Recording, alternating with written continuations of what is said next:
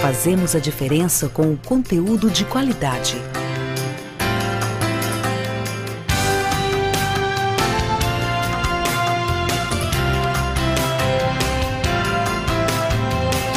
Fazemos o melhor. Nova Nordeste, a sua TV. TV Nova, o brilho da gente.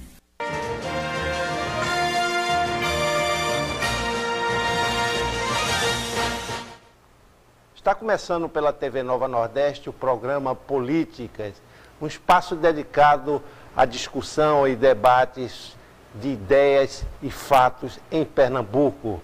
As entrevistas giram em torno de política, economia, ciência, cultura, comportamento, enfim, as coisas da vida. Vamos falar hoje sobre esse grande fato político que todos vocês já são conhecedores, que foi o impeachment da presidente Dilma Rousseff. Na quarta-feira, 31 de agosto de 2016, o Senado decidiu por 61 votos a 20, 61 favoráveis e 20 contrários, tirar do poder a presidente Dilma, levando à presidência da República o seu vice-presidente Michel Temer. Vamos conversar sobre os efeitos dessa medida. Quem está aqui conosco é o jornalista Ângelo Castelo Branco, jornalista pernambucano que você já deve conhecer de outras entrevistas em outros programas e também na imprensa escrita. Esteve no Diário de Pernambuco, no Jornal do Comércio, na Folha de São Paulo, no Jornal do Brasil, enfim, tem uma carreira de análises políticas muito interessante. Ângelo,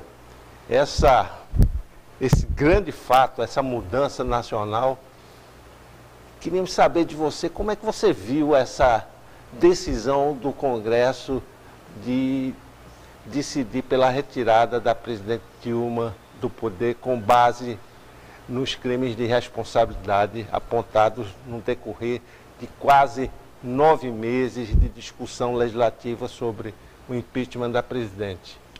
Olha, Antônio, na verdade, a razão do impeachment que foi apontado com relação apenas à questão das pedaladas fiscais, isso foi um dos motivos das solicitações de impeachment acatadas pelo então presidente da Câmara, Eduardo Cunha. Ele tinha vários requerimentos de impeachment, inclusive da OAB e de outras instituições. Ele tinha pedido de impeachment por conta de questões pertinentes, por exemplo, à Petrobras, por questões de conduta inadequada de pessoas de cargo de confiança do governo. Mas o presidente Eduardo Cunha escolheu como peça fundamental para iniciar o processo de impeachment, que a gente diz a admissibilidade do processo. Ele escolheu como peça a justificativa, a queixa, vamos dizer assim, a denúncia da pedalada fiscal. Então, esse procedimento ele evoluiu, como todos nós sabemos, pela Câmara, foi admitido, foi transferido para o Senado e, desde dezembro do ano passado, praticamente 10 meses, né, nós assistimos a esse drama político no Brasil. Olha, Antônio, na minha opinião, a presidente Dilma, ela não caiu por conta de pedalada fiscal. Ela caiu por conta de outras razões de natureza política, que são muitas. Poderíamos aqui citar a falta de diálogo dela com o Congresso Nacional. Ela não tinha essa cintura política que tem um Temer, por exemplo, que tem um Tancredo Neves ou um Marco Maciel, ou um Fernando Henrique Cardoso, e olhe lá, Fernando Henrique Cardoso sofreu muito com isso, porque ele não tem esse perfil de estar negociando varejo com o Congresso Nacional. Então, essa ausência, essa impossibilidade de diálogo afastou Dilma Rousseff da classe política.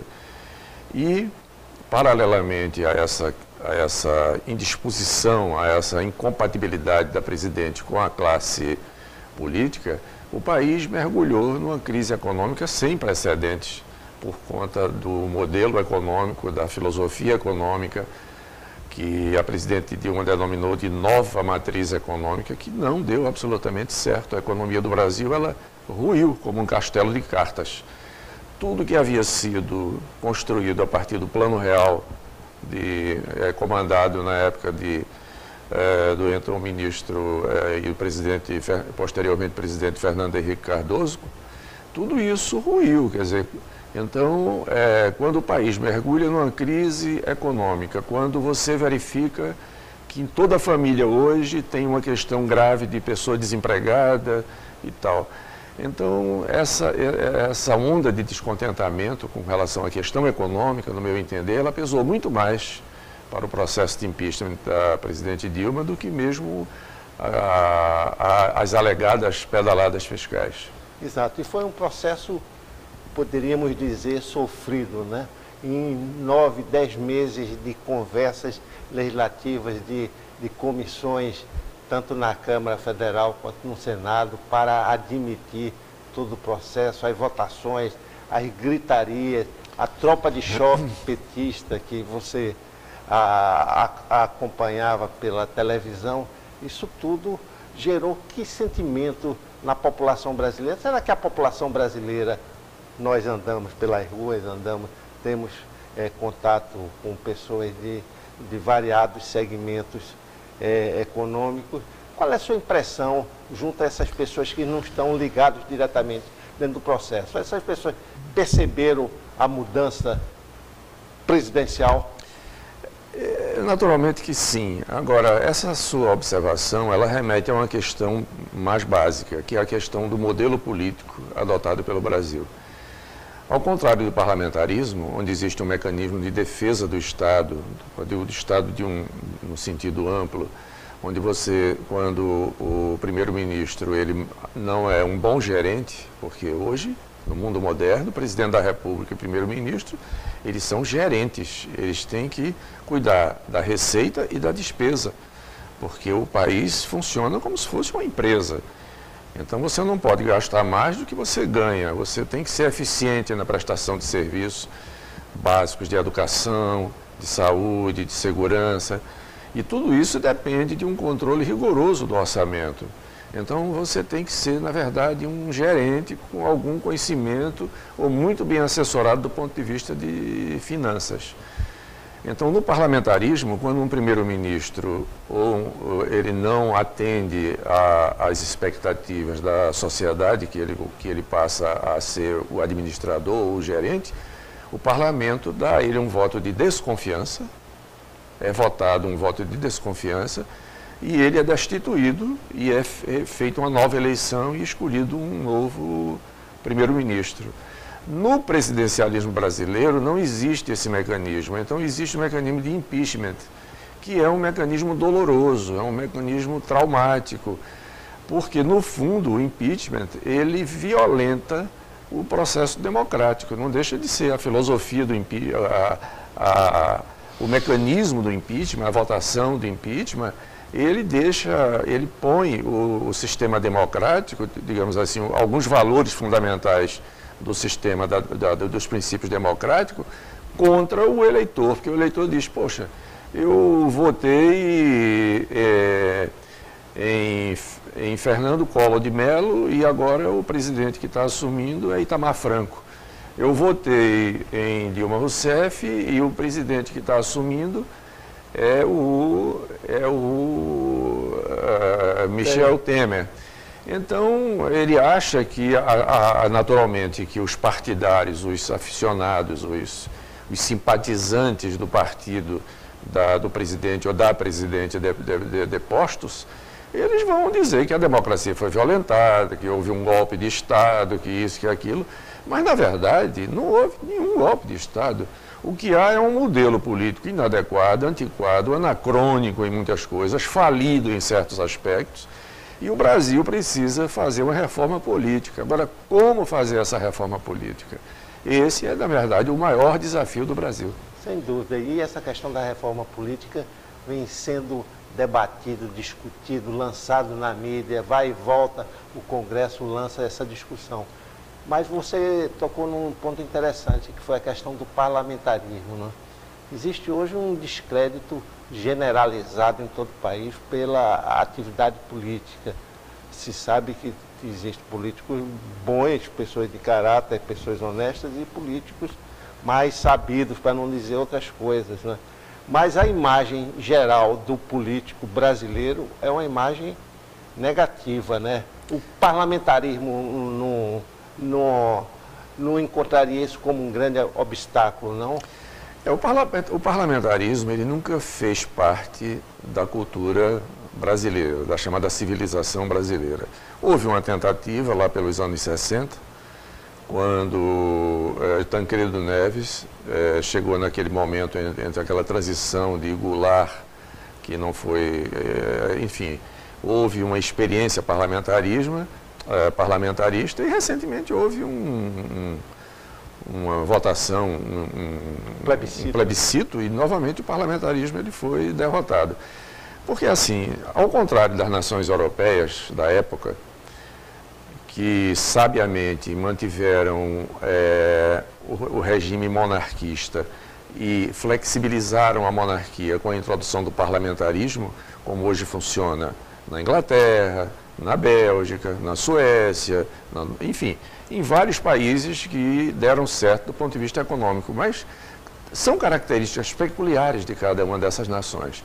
No Brasil, botaram Dom Pedro II para fora, mas não introduziram o parlamentarismo, introduziram uma república popular que não deu certo. Até hoje, a República Brasileira tem se caracterizado por instabilidades, por oscilações entre governos ditatoriais, como foi o caso, por exemplo, Getúlio Vargas, de 1930 a 1945, 15 anos de ditadura. Depois Getúlio volta em 52 como candidato, pai dos pobres, pai da pátria, é eleito, mas a pressão sobre ele foi tamanha que ele termina se suicidando. Depois, poucos anos depois, vem o 64, acaba novamente com a democracia no Brasil, se instala um regime de exceção com atos institucionais. Juscelino governou praticamente sob estado de sítio, tal a instabilidade política que se debatia no Congresso.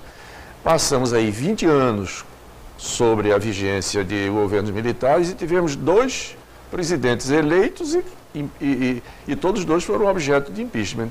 Collor e agora Dilma. Então, se o historiador que está plantado, sentado na sua cadeira como cientista político numa universidade importante, tipo Cambridge, Oxford, ou Harvard dos Estados Unidos, enfim, ele olha para o Brasil como um laboratório, ele vai verificar o que nós brasileiros não estamos percebendo, é que nós estamos num país onde há uma instabilidade política muito acentuada, que rompe processos de vez em quando e que a gente precisa ter uma reforma política para corrigir essa instabilidade. Agora, como fazer isso numa população que não tem acesso à escola pública decente? Essa é uma pergunta que eu queria que você respondesse já no próximo bloco. Vamos fazer um pequeno intervalo e daqui a pouco a gente volta.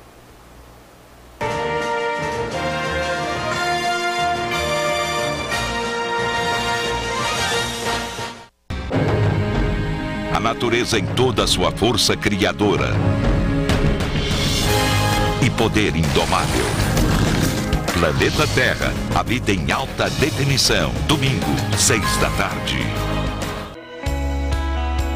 Toda mulher é bonita por natureza. Corpo, pele, boca e cabelos leves, soltos e muito bem cuidados. Toda mulher bonita tem seus segredos. Cuidar dos cabelos é um deles. Edelson Cabeleireiros, segredo de mulher bonita. A maior rede de especialistas de beleza de Pernambuco. Edelson Cabeleireiros. Cuidado, vontade de querer o bem, de querer o melhor. Cuidado é proteção, é respeito. Vamos olhar para o ontem com leveza e ter a certeza de que o hoje é ainda melhor.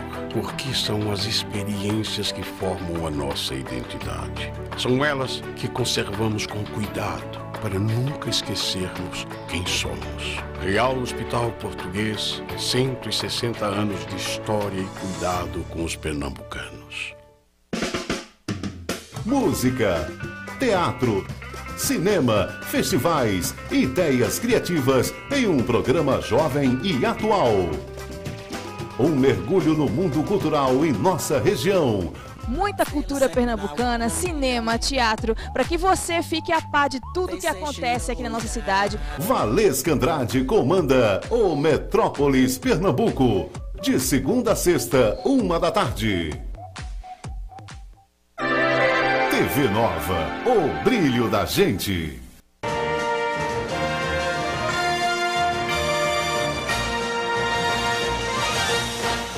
Estamos de volta no programa Políticas pela TV Nova Nordeste, conversando hoje com o jornalista Ângelo Castelo Branco.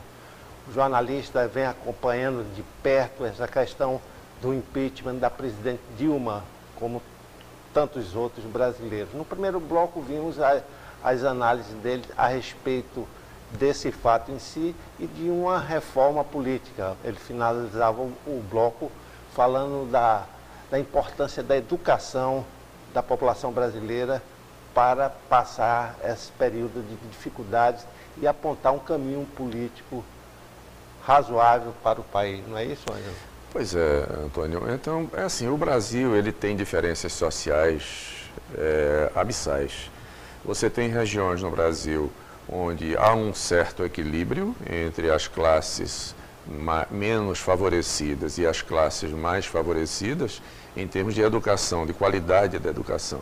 Mas você tem regiões no Brasil onde essa diferença é brutal, como, por exemplo, em algumas regiões do Nordeste. Aqui mesmo onde nós estamos, no Grande Recife, você tem escolas públicas que funcionam em casas alugadas, que não poderiam ser de forma alguma adaptadas para escolas. Casas onde vivia uma família que de repente passa a receber 100 crianças de manhã, 100 crianças de tarde, sem espaço, sem área de recreio, sem higiene adequada. Então, eu estou dando um exemplo meramente pontual e um microexemplo para mostrar que uma reforma política no Brasil, ela depende de algo extremamente importante e fundamental, que é a qualidade do voto. Só que você só terá a qualidade do voto, só terá um voto de qualidade na urna eleitoral, se você tiver um povo educado, se você tiver uma geração de jovens que discuta seriamente a questão política brasileira, sem estar necessariamente engajado em ideologias de radicais dos anos 50, sem ser radical em ideologias de gênero. Analisar a sociedade como cada pessoa sendo responsável pelo voto que dá, para amanhã não estar essa confusão que a gente vive hoje no Brasil, onde as pessoas criticam de forma genérica a classe política, quando, na verdade, a classe política é a única ferramenta que nós temos para manter a nossa democracia. Sem a classe política, sem o voto e sem o parlamento funcionando, nós não teremos a democracia. Correto, então, a gente está criticando, nós estamos condenando o instrumento que nós temos, que é o nosso instrumento de defesa para a democracia, que é a classe política, que é o voto, e são as eleições. Chegamos nesse 31 de agosto com uma militância muito acirrada dos dois lados a respeito da decisão do impeachment da presidente Dilma, muito mais do lado petista. E no seu primeiro discurso, depois de tomar posse, o presidente Michel Temer falou em pacificação do país, em tolerância, em gestos maiores para o país seguir tranquilo em busca da melhoria econômica. Você acredita que o presidente Temer vai conseguir pacificar esse país? Ele vai encontrar dificuldades, por várias razões. Vamos lá, qual seria, no meu entender, o divisor de águas? É o impeachment. O processo de impeachment, ele dividiu o Congresso Nacional basicamente em duas bandas. Uma a favor do impeachment, que era a maioria do Congresso, e a outra contra o impeachment, que era a minoria dos titulares, dos congressistas. Bom, nesse processo de disputa pelo impeachment, pró-impeachment, contra impeachment, vai ter golpe, não vai ter golpe, o que é que aconteceu? os partidos a favor do impeachment, eles se uniram em torno de uma tese e, consequentemente, uma tese que favorecia a ascensão do vice-presidente Temer para a cadeira de presidente da República. Nesse momento, até o dia 31 de agosto, o presidente Temer tinha a maioria absoluta do Congresso Nacional do ponto de vista da intenção de votar a favor do impeachment, portanto, a favor dele, Michel Temer, e do seu grupo político que o cerca. No momento em que o impeachment é definido, a presidente da República é afastada, o presidente Michel Temer assume a cadeira, o que é que vai acontecer? Os grupos políticos que o apoiavam no processo de impeachment vão se dispersar. E isso é uma coisa absolutamente natural, porque nós temos eleições em 2018 e grupos de direita, de centro, de esquerda, que estavam ali agregados àquele movimento pró-impeachment, eles vão buscar o seu destino. Eles não vão ficar esperando que o governo Temer proporcione a eles condições para que eles possam disputar a presidência da República contra o próprio Temer e tal. Não, eles vão buscar os seus caminhos, as suas alternativas políticas e vão tentar conquistar eleitores. E esse rito de passagem para 2018, ele vai, consequentemente, atomizar, vai dividir bastante o Congresso Nacional e vai colocar alguma dificuldade no entendimento com o presidente Temer. Aí é que tem que entrar o talento político dele, o talento de articulação com essas forças simpáticas a ele, mais dispersas. Então ele tem que juntar esse pessoal. Agora juntaria por projeto, não?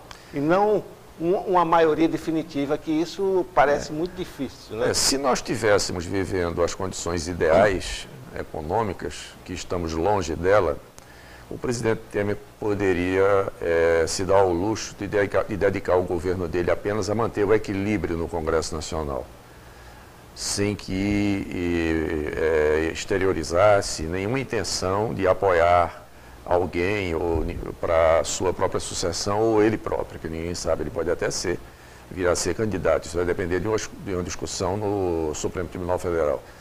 Mas vamos supor que o presidente Temer tivesse encontrado o Brasil voando em céu de brigadeiro, tranquilo, o desenvolvimento em alta, o produto interno bruto positivo em 4, 5%, o país vivendo nas maravilhas, o emprego maravilhoso. Então ele podia se dar ao luxo de ser o presidente juiz, o presidente magistrado, na medida em que ele podia liberar, dizer, olha, eu estou aqui para governar o país, quero o apoio de vocês para a gente aprovar os nossos projetos, que são projetos que dizem respeito aos interesses da economia, do Brasil e tal, e cada um cuide de si. Mas não vai ser dessa maneira. Porque o presidente Temer tem que tomar medidas antipopulares gravíssimas, e isso vai acirrar os ânimos no Congresso Nacional, principalmente por parte da oposição, que vai naturalmente aproveitar, se é a expressão mais adequada, que eu não gosto dessa expressão, mas enfim, vai tentar considerar que o presidente vai ser obrigado a tomar medidas que não são medidas populares e vai transformar essas medidas em crítica acirrada, vai considerar essas medidas e transformá-las em argumentos para criticar o presidente Temer. Quando a própria oposição hoje, o que será o PT e afins, sabem que o Brasil precisa tomar essas medidas, senão vai quebrar. O Brasil vai ter que aumentar impostos, ele não vai aumentar esse ano, mas ele vai ter que aumentar. O Brasil vai ter que fazer uma reforma urgente na questão previdenciária, porque senão ele não vai pagar salários a aposentados. E isso rapidamente. Não vai demorar, porque a população brasileira está envelhecendo. A vida média do brasileiro, que era de 60 anos, passou para 73 e agora provavelmente vai passar para a casa dos 80 anos. Significa mais 10, 15 anos de pessoas que vão tirar dinheiro, que vão receber dinheiro mensalmente. Sempre aumentando. E essa faixa vai aumentar. Enquanto que o país diminui o número de pessoas que produzem, ele aumenta o número de pessoas que recebem benefícios. Esse desequilíbrio, ou você faz uma reforma, que vai ser uma reforma impopular, porque vai ter que castigar uma determinada geração e cortar alguns benefícios que o PT costuma chamar genericamente de o direito dos trabalhadores. Não é direito dos trabalhadores. Todos nós somos trabalhadores, todos nós temos direito. O raciocínio não é esse, está incorreto. Esse raciocínio ele é um raciocínio que atende a uma corrente ideológica, mas não atende aos interesses do país. Nós, como observadores, vimos isso claramente. Nós temos que sentar na mesa, o Brasil tem que sentar na mesa, que é como disse Marco Marcel recentemente, antes de adoecer, uma frase que eu achei genial. Quando ele olhou essa confusão do Brasil, já fora, ele disse: estamos condenados a nos entender.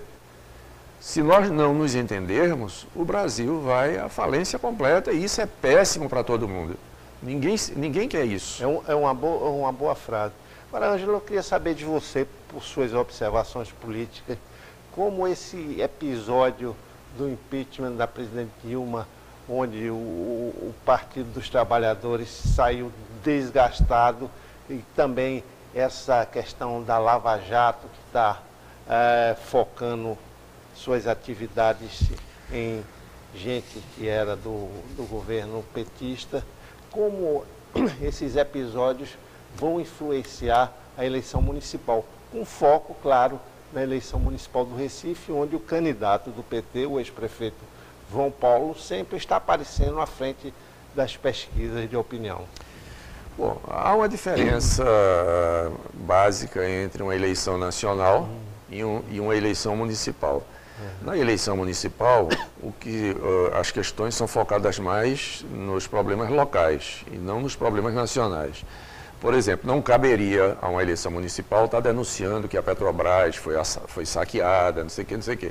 O que eles querem é que o Recife seja uma cidade organizada. Então, essa questão de Lava Jato e tal, acho que vai influenciar muito pouco nas eleições municipais. Naturalmente que isso vai ser utilizado como argumento de campanha, como argumento de discussão. Mas, do ponto de vista municipal, eu acho que o foco é outro. Não significa dizer que não haja desgaste do partido, dos partidos e dos políticos que estejam mais ou menos envolvidos nas questões do Lava Jato. O foco seria mais administrativo? Acredito que sim. Eu acho que seria mais de interesses de lideranças comunitárias, localizadas, de bairros e tal. Isso é o que pesa mais na eleição municipal.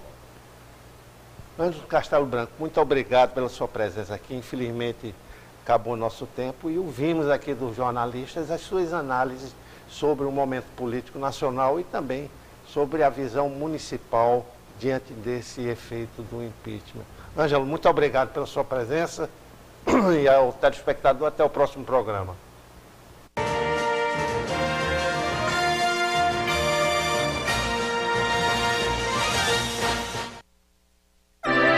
TV Nova, o brilho da gente. Somos uma família e por isso